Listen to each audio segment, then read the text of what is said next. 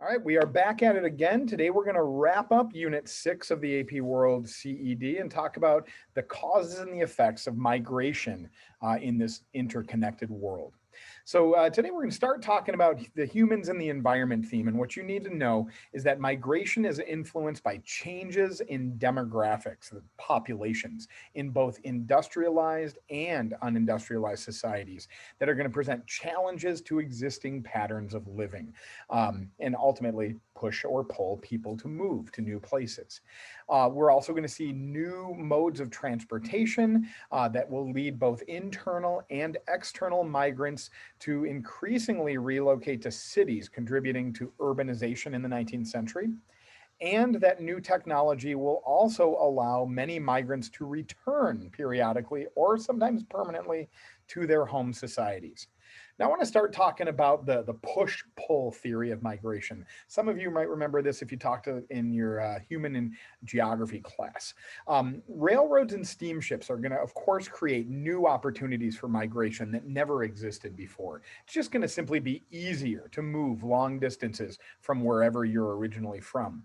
But migrants typically, and this is true then and is true now, move due to a combination of either being pulled into a new destination or being pushed from a home. So you want to be familiar with some of these pull factors and some of these push factors. Pull factors might be opportunity for jobs or maybe land, maybe peace if your home country is war torn, while those push factors might be overcrowding and poverty, maybe unemployment, war, persecution of minority groups, any of those things. So combinations of these push and pull factors might lead to increased migration. So let's talk about a few specifics. Hundreds of thousands of Indians will be moving off the Indian subcontinent to new homes. Poverty is a primary factor of pushing these Indians off the subcontinent. And by the early 20th century, nearly 2 million Indians have migrated from India as indentured laborers with the hope of possibly in the future getting future land grants. For the Chinese, gold rushes in Canada, Australia, and the United States will dramatically increase Chinese migration. Also, job opportunities on railroads like the American Transcontinental Railroad. And finally, most migrants, due to the prospects of better economic conditions, later and violence that would come with the Taiping Rebellion, would be just looking for simply better lives outside of the chaos that existed in 19th century Qing Dynasty China. For Irish, millions of Irish immigrants will escape religious persecution in Ireland, as in the early 19th century, much of Ireland is going to become a part of the United Kingdom, which was primarily Protestant, while the Irish were primarily Catholic. And following the 1840s potato famine, when millions of Irish will migrate to the United States, Canada, and Australia. We also need to talk a little bit about economics. Many people are freely choosing to relocate in search of new job opportunities. And this new global capitalist economy will open up new opportunities for labor and will be using many as coerced or semi coerced labor around the world. We still see aspects of slavery, we're going to see indentured servitude, and we're going to see convict labor. So the abolition of slavery that had started in the late 1700s and continued through the 19th century will lead to a demand for low-waged labor in agricultural production in lands that were formerly done by enslaved peoples, while the Industrial Revolution would create new demands for labor in new industries. We see this with Indian laborers moving to the British colonies in the Caribbean and South and East Africa. We see this with Chinese laborers migrating to California to build railroads. We see this with Japanese laborers moving to places like Hawaii or Peru or even Cuba to work on sugar plantations. While slavery was gradually abolished in the America, United States, in 1865, Brazil would be the last country in the Americas to abolish slavery in 1888. The institution would continue in Africa by colonialists, and some Africans. Other labor systems would develop, though, in the absence of slavery. indentured servitude, where you would work for a set period of time and then ultimately be free to go or live where you chose.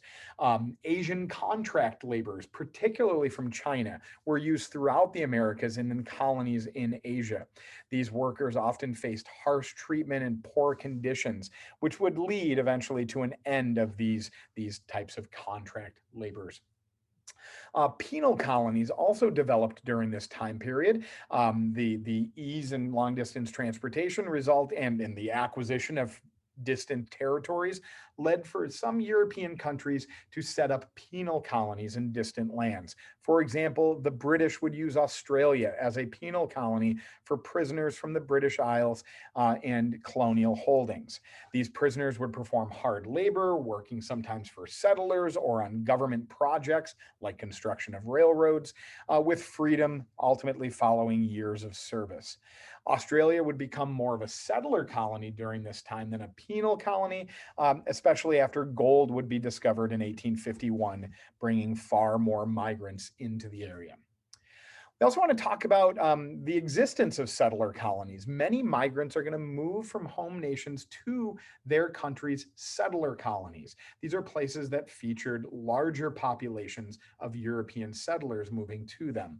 Canada, Australia, India, and Algeria in Africa became settler colonies.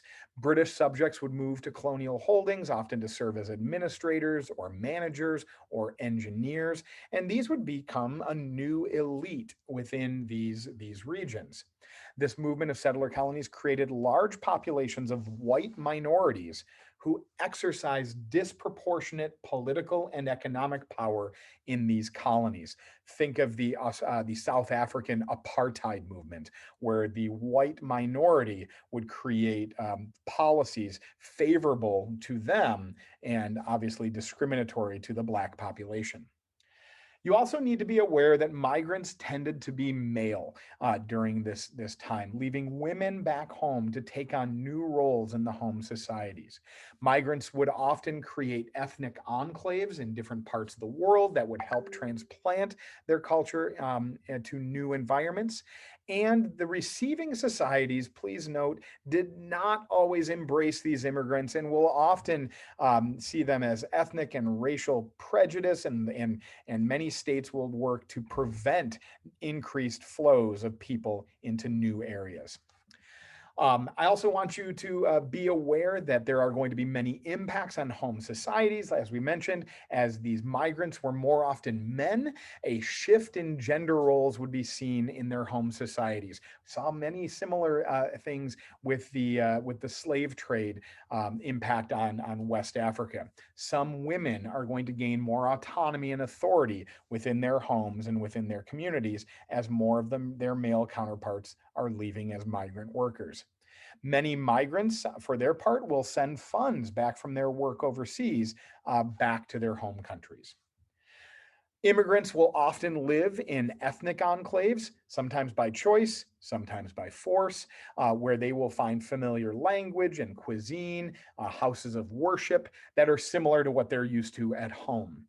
Chinese enclaves will form in Southeast Asia and in California, for example, Chinatown in San Francisco.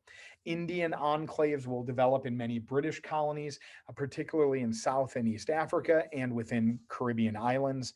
We'll see Irish and Italian enclaves in the eastern United States in cities like Boston and New York City.